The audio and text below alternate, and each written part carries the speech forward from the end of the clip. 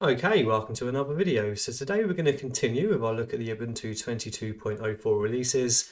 However, we're going to check out the Ubuntu Unity remix. So I wasn't actually planning to do this one until someone in my Discord mentioned it. And then I looked back at my previous videos of the Unity remix and it's been quite a while. So I was quite up for dipping into it and seeing how we're getting on these days. So we'll have a little bit of a look through the release announcements and then we'll jump straight into it and get this installed. Right, so just looking at the release notes here, it doesn't look like the biggest update ever, but as it has been quite a while since we've last checked it out, it should still make for quite a fun video. So they have now added Flatpak and the Flathub repository by default to 22.04, so that's nice to see. We'll play around with that a little bit.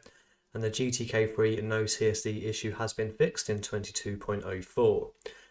Now it appears that they've swapped out a few of the GNOME apps for what looks like the sort of Mate alternative. So we've got the document viewer with Atril, the text editor is now Pluma, the video player is VLC, so no issues there, I love a bit of VLC, and the image viewer is EOM, which is Eye of Mate. And then we have the system monitor, which is again from the Mate sort of suite of applications. And this is to fit better with Unity sort of UI, so we'll see how we go with that. Now the BIOS and UEFI ISOs are no longer split and you can use the same ISO for both. Much is the case with all of the new sort of Ubuntu 22.04 releases. The Firefox Snap will be used by default as opposed to a native application. However, as we've got Flathub installed with Flatpak out of the box, I might go ahead and just install Chromium because that should work with the global menu for Unity anyway. So we'll see how we go with that. And I think that's pretty much everything. So they do make a note of saying they'll be releasing the sort of point release of 22.04.1 in August and September. So ISO again pretty large at around about 3.5 GB. But with that being said, let's jump into the live environment and get this installed. Right, so here we are in the live environment, and I still do have a very strong soft spot for Unity, and I do think it looks very nice with this colour scheme, but we'll get all into that once we are fully installed. As always, we are going to be installing natively, but if you do want to skip the installation part of the video, if you go down below, there'll be timestamps and chapters that will take you sort of through the video, including the post-installation. So with that out of the way, let's jump straight into it and get this installed. Yeah, I think that's actually nicer than the standard Ubuntu sort of jellyfish kind of theme there, but let's jump straight into it and get this installed. Right, so we've got the standard kind of Ubuntu installer. It appears we're using a nice dark theme by default. So first up, we're going to choose our language, which is English, and go to the next step. And then we're going to choose our keyboard layout of UK, and of course we are going to test it to make sure the keyboard is working. Jesus, my nose is really red, isn't it? I look a bit like Rudolph at the moment. Had a bit of a spot there, but there we go, we'll keep moving. Okay, so as per usual, we'll do the full installation as opposed to a minimal, which will sort of slim things down a bit and just have your web browser and basic utilities. And we are going to install third-party software. Continue. Right, so now for the installation time, so we can partition our drives. It appears that I haven't actually wiped the drive since the previous Ubuntu 22.04 video, but that should be no worries whatsoever. We'll do a straight erase disk and install, and it will probably follow the same partition scheme as standard Ubuntu. So let's swap down to that disk there.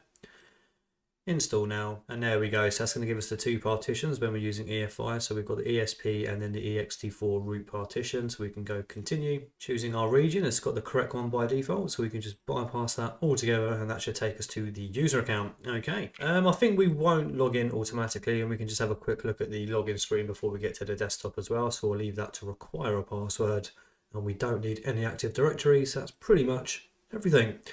So I'll pause the video here and then we'll come back once this has finished. Okay, so the installation has completed without any issues or whatsoever. It felt like it took a little bit longer on my machine than just the standard Ubuntu 22.04 did. But other than that, let's reboot and check our freshly installed Ubuntu Unity remix. Right, so we've just booted up off disk for the first time and we've got straight to the old familiar login screen. It does look very nice actually with this colour scheme with the wallpaper behind it with the transparency. Let's log in and start playing around with things. Right, so here we are at our Unity desktop. Now for those of you that started using Linux kind of post-Unity and jumped straight into Ubuntu from an operating system like Windows or Mac, you might not be used to Unity, so we'll go through things in just a little moment. But this used to be the standard default desktop environment that shipped with Ubuntu, and probably my favourite kind of error looking back at previous versions of Ubuntu. Unity was kind of the first desktop environment I really got to grips with and spent some serious time in, so I'll always have quite a soft spot in my heart for that, and I've always sort of enjoyed going back and taking a little look at it. So I'm very happy that the Unity remix exists and keeps that kind of Unity vibe alive. So let's have a little quick run through of the desktop. So of course we have our left panel here, something that has followed through onto the newer versions of Ubuntu with GNOME, and they just have their sort of Ubuntu dock. And then we have our top panel here, but the Unity top panel is probably one of the best sort of top panels that you're going to get in any kind of desktop environment. Has a lot of features. And then if we go to the right hand side, we have things like our power button, we have our clock, and then we have indicators for things like time, for volume, connections and connections. Right, so let's jump straight into it with what makes Unity sort of special, and that is your HUD, where you can search for anything. And then there's also the command button. So if you type in this when you're in a certain application, you can then just search through the settings and then do them without having to hunt through menu items and all of that good stuff. And I'll show you how that all works in a moment. And you'll have these nice transparency effects all the way around. And I do think it works really nicely actually with this sort of purple color scheme. And of course your title bar buttons will tend to always be on the sort of left hand side by default. Now we also have a little sort of applet for your rubbish bin, and then we have some pinned applications here, and we'll go through the applications in just a moment. So if we just go into it, the first thing you're going to notice when you press this is going to be kind of your home, which is where you're going to find sort of last used or sort of applications like that. But then if you go into all applications like so, you'll then have the recently used, which is I do believe what we saw on the first page here. And then we have all of the installed, and we click that and then go through all of the applications, and we'll go through some of them in just a moment because of course they have switched over some of the GNOME apps for sort of more Mate alternatives, so we'll go through that as well. And then we have dash plugins. So here we have applications, commands and files and folders. So that means you can also search through for specific files and folders as well. So the sort of HUD is really kind of your one-stop place. You just hit your left super key and then start typing away, and you are good to go. And I think Unity does it really well with that kind of workflow as opposed to some other desktop environments. Now let's go ahead and just open up an application and we'll show you how the command works. So let's go ahead and open up a terminal using Control-Alt-T, and then as you can see, as we've opened up the terminal there, we did have, there we go. So as you can see there, we now have the global menu. And that will work for most applications, but there will be some that it just doesn't work on for things like Firefox. But we'll check out Firefox and see if there is any work there to get it to work.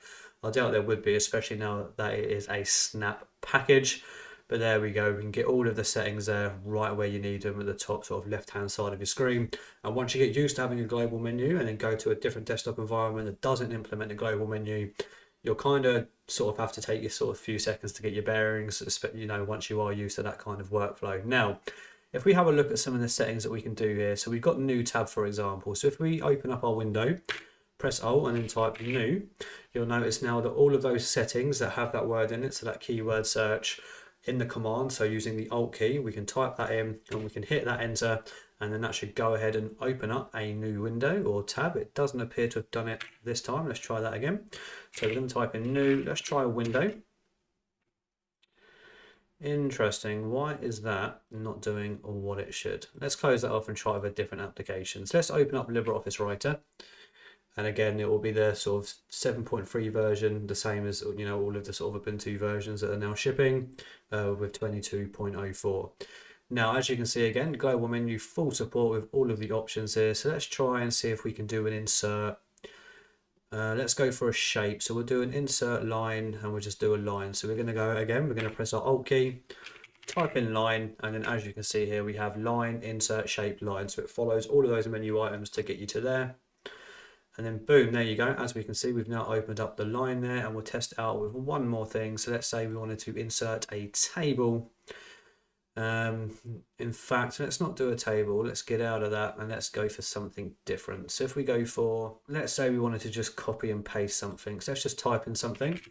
And of course, it will have full dictionary support. So let's copy that over.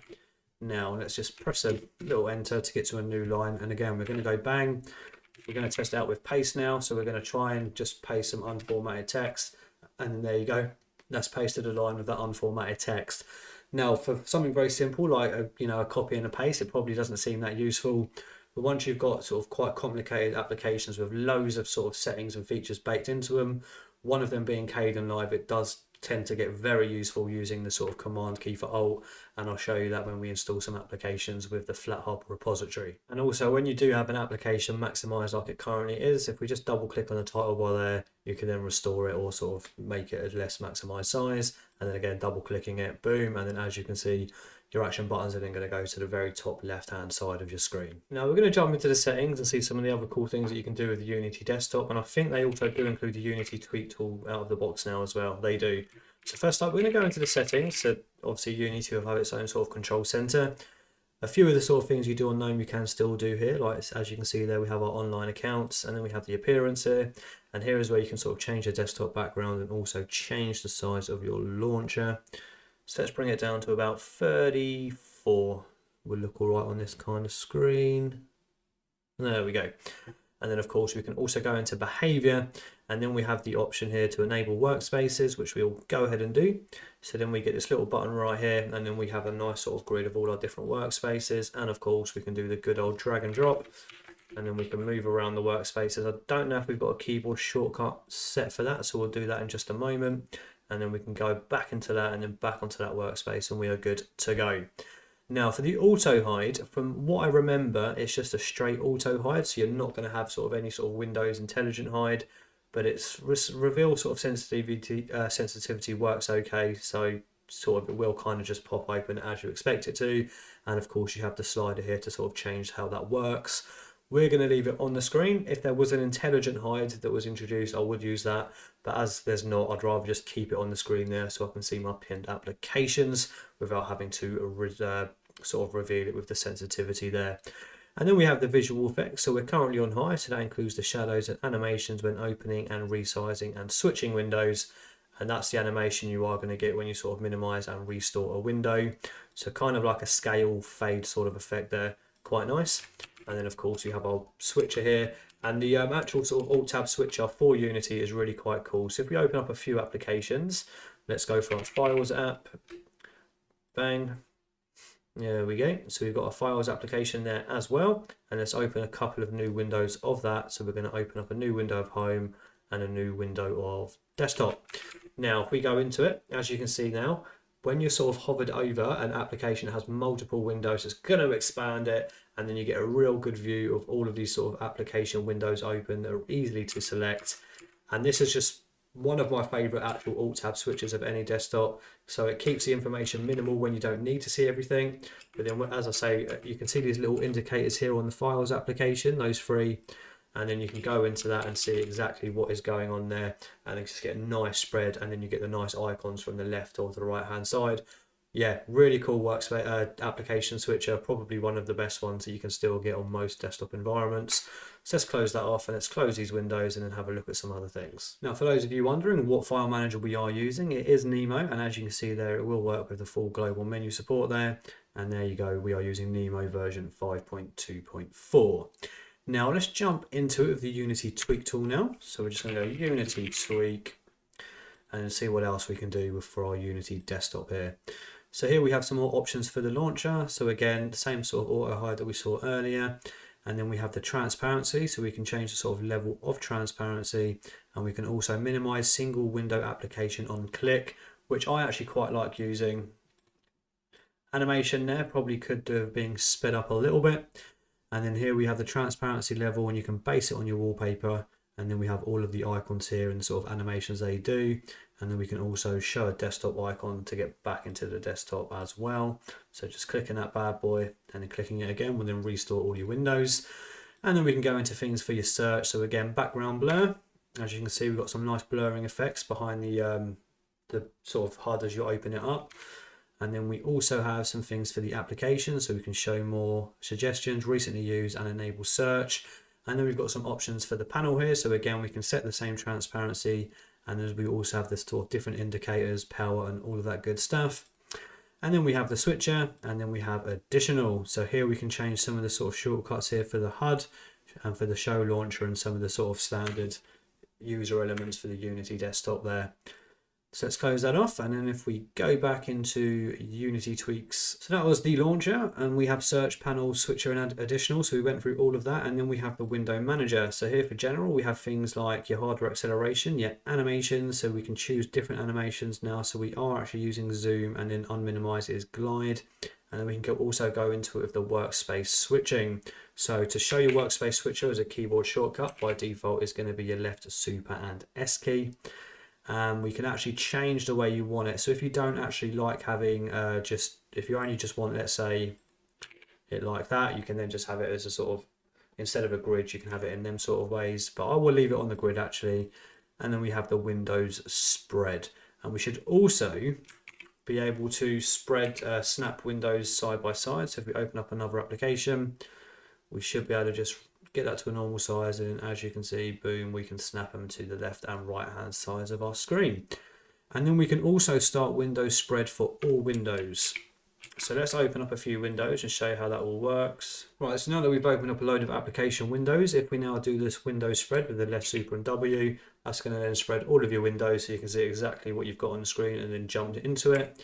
And you'll notice that that's only spread the windows that we currently have on this workspace. So we should now be able to use the shift key, and that will also spread the window that we've got there as well, I do believe. So we're going to go left super and boom. And then there you go, we can see we've got all of it there, including the system settings that were on their own workspace right over here. So like I said, a lot of keyboard shortcuts to use to sort of actually get around your desktop. And if you are unsure of any and want to learn how to do them, just holding your left super key will pop open this keyboard shortcuts window. Now, another cool thing about the Unity sort of launcher here, and I think it might have been one of the first that really introduced this. I know Ubuntu has carried it over as well, I think. But if we hold the left super key, you'll notice some numbers pop up on your sort of favorited applications. And then each one of those numbers will correspond with the applications. If we wanted to just quickly launch LibreOffice, boom, we are there in with LibreOffice using just the keyboard shortcuts of the left super and then the numbers of applications that correspond to their position on the launcher. There is a lot you can do with the Unity tweak tool to change certain elements of your Unity desktop, and then we can also jump into it and see what theming we are using. So by default, it comes with the Yaru themes for light and dark themes for Unity. So let's have a quick switch over to the light theme and see how that looks now. So let's open up a file manager, and there we go. So again, I'm more of a dark theme kind of guy, but I do actually like the Yaru themes. I think they've done a really good job with them, including the light theme. I still think that looks very nice, despite not being a huge light theme kind of guy. Now, if we go back into the overview, again, I also think the icon set is Yaru, and they've done a really good job sort of getting it over onto Unity and making it look very nice and cohesive with all of the applications there. And we'll go through the applications in just a moment. Now, I have noticed some of the keyboard shortcuts aren't actually matching on here from what I can see. So, for example, switching workspaces is saying left and super directionals, but that doesn't appear to be doing anything. So if we just go into the shortcuts for the keyboard, we should see what defaults they have actually got that set up for. Of course, you can change all of them. So if we go into navigation, scroll all the way down. So to switch to the workspace on the left, so they're using page up instead of directionals with the super key. So if we just quickly show how that looks now, you'll get a nice little view and indicator of your workspace spread in the middle, and then have a nice fast sliding animation. Now, what I want to quickly do is do a reboot so we can see how much RAM we're using out of the box, and then we'll check out some of the alternative applications with the Mate suite of applications, and then we'll play around with Flatpaks. Right, so I installed HTOP before we've done the reboot, so we can use that to see how much RAM we're using on a fresh boot. And then as you can see there, a little less than what their sort of standard GNOME version is using. So we're using just over 800 at 816 MB. And then again, if we look just beneath that, we have the same 2 GB swap file that you will find on pretty much all of the versions of Ubuntu these days. Now, insofar as applications and how you're going to be installing new applications, you are going to be using the software store here. And I think it's going to be the same sort of deal as the sort of Ubuntu version, where you are going to be using the Snap store by default. I don't know if we have any others. We'll check that out in just a moment. And of course, we have the Snapd integration. And there we can see the Firefox web browser as the Snap package. Now let's see if we got the Flathub repository working with the software store here. So let's type in Kdenlive, and we'll get a few options. So if we go onto here, we can see that we have indeed got the full Flathub integration with the software store. And this is the first application we are going to install. So I want to show you a bit more how the actual command key works with the different settings there. So let's go ahead and install that now. Right, so quickly while that's installing, I did just want to double check what software stores we were using, because that did load a bit quick for me to think that it was the Snap. So as you can see here, we have software and then we have Ubuntu software. So I think one's just going to be standard GNOME software, and then the other is going to be the Snap store from Ubuntu using the Snap package. So as you can see, it is indeed GNOME software. And then if we open up the Ubuntu software, which I've already opened, you'll notice it doesn't look too great on the desktop out of the box here. It hasn't got the correct theming or anything. So it's up to you if you want to just keep this installed or not, or remove it and just stick to this software store here, and you should be pretty much good to go with all of the sort of integrations of the different packaging formats. So just to show you, if you wanted to still use Snap but get away with just using the one software store here, as you can see, we do have all of the sort of different sources here, so we can still grab it from the Snapcraft or Ubuntu as well. Okay, so now that Kdenlive is installed from Flathub, let's go ahead and launch it, and then we'll show you how it will work on the sort of Unity desktop using the command key as well. Boom, and there we are. So as you can see there, it's looking nice on our desktop here, and we have the full global menu support with all of the stuff that we can indeed do on Kdenlive. Now let's go for something that I tend to use a bit. If you type in keyframe, for example, you'll get all of the options here that have keyframeable options within Kdenlive, and then we can just go ahead and select that option and then apply that effect straight away, which is very cool. Or say you wanted to do some sort of fades. There we go, so you've got all of the fade in, fade out options, and it just makes life a whole lot easier if you kind of know what sort of effect or option you're trying to look for, but you don't exactly quite know how to find it with all of the different effects and things like that. Just makes it very cool when you're using an application like Kdenlive to have the option to just jump into it with that and then just play around with things, you know, type in slide, you get all of that, all good stuff. So anything that you do go ahead and use here, transform, you know, or transpose, whatever, you're all good to go. So definitely if you're going to use Unity as your sort of main desktop, do get used to using your Alt key to then go ahead and just sort of jump through the commands, and you are pretty much good to go. Now, last but not least, we're going to spend a little bit of time going through all of the applications now. We're not going to go through all of them though. We're just going to kind of just have a quick skim through. So you have your backup tool, you have your Firefox, you have your full LibreOffice suite, you have your Rhythmbox as your default music player. Remina is going to be your remote desktop sort of client, but what we are going to do now is have a look at the new additions of the Mate applications for the most part. So we have a Trill as our document viewer, so let's see how that looks on our desktop and fits with the overall look and feel of Unity. And again, we have the full global menu support there, so it's looking pretty nice. Again, picks up beautifully with the sort of dark Yaru theme for Unity. And then we have Pluma as our text editor, so boom. There we go, same story there, full global menu support, and you are all good to go. And I do think these probably do fit in a lot better with the Unity desktop, sort of compared to their GNOME counterparts. And then of course we have VLC as our all-in-one kind of media player. So let's just close that off for the moment, boom. And then we also have Eye of Mate, or EOM, so let's open up that bad boy. That's going to be your image viewer now. And then last but not least, we have the Mate system monitor. So let's go ahead and type in system, and there we go. So that is all of the new applications that are included out of the box now on Ubuntu Unity 22.04. Now, as we just wrap up with our final thoughts, we are of course using X11 as our default session there, and again we're going to be using the same kernel that you will find in all of the new versions of Ubuntu 22.04, shipping with version 5.15.0-25. Right, so I think we are going to begin to wrap it up there. We've just opened up the Firefox Snap, and then as you can see, unlike the Snap Store Snap package, the theming is working absolutely fine, so your default web browser there doesn't look out of place on your desktop. Now, like I said, we are going to wrap it up there because there's not a whole lot of new features released in this version. Of course, it is nice to have a fresh Ubuntu 22.04 base, and I do like the fact that they have switched out some of these GNOME applications for lighter sort of Mate ones that will fit better with the Unity kind of desktop. And it's also nice to see that we do have Flatpak and Flathub integration out of the box with GNOME software and all of that good stuff. I really like Unity. Every time I use it, it's kind of takes me a few seconds to get my bearings, but then it's all kind of muscle memory and starts coming back to me. Definitely a fun distribution. Probably the one I have been the most productive on when I look back at all of the desktops that I've used before. So if you've never used it and you want to give it a go, definitely check out the Ubuntu Unity Remix. There's one or two things I would probably still change about it. I don't think that it's probably necessary to have the both software stores there. So what I would do is see if we can just remove the Ubuntu software Snap version, as it doesn't really look in place with the rest of the sort of Unity desktop here. We can see from the theming it looks a bit sketchy out of the box. And as we do have the standard software store here that will work with all of the sources, be it Snap, Flatpaks or native applications, if you want to use a GUI to manage your applications as well as your updates, you're better off just sticking to the one software store here. But other than that, this is the most refined that I've seen it so far. And I'm quite tempted to go ahead and install this on my other machine and just have a bit more of a play around with it, because like I said, really do enjoy the Unity desktop. Thank you for watching. If you've enjoyed this video, please subscribe, and if you've really enjoyed it, you can support me on Patreon. Join the Discord, there's a link in the description below as well as in the pinned comment. I'll see you on the next one. Bye bye.